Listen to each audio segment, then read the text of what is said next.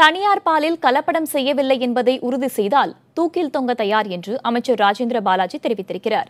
சிவகாசியில் செய்தியாளர்களிடம் பேசிய அவர் இவ்வாறு தெரிவித்தார். நான் தயார், கெமிக்கல் இல்லைன்னு அவங்க நிரூபிச்சிட்டாங்கன்னா நான் ராஜினாமா பண்ண தயார், தூக்குல தொங்க தயார்.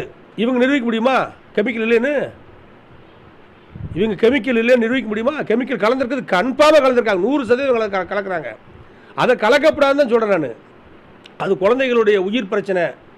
பச்சை குழந்தைங்க பால் குடிக்குது, அந்த பாலில் கலப்படம் சொல்லும் போது மக்கள் வந்து பயப்படுவாங்க.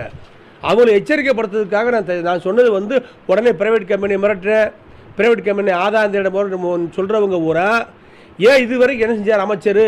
இது வரைக்கும் ஒன்று தெரியாமல் இருந்துட்டா இப்போ தெரிஞ்சால் சொல்லப்படாதா?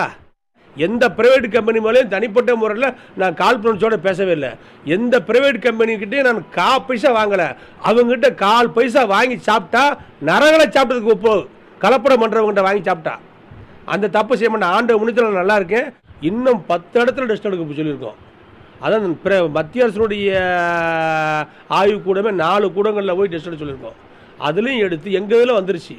இதனை எச்சரிக்கைப்படுத்துறதுக்காகத்தான் நான் சொன்னேன். யாரையும் மிரட்டுறதுக்காக நோக்கம் எனக்கு கிடையாது.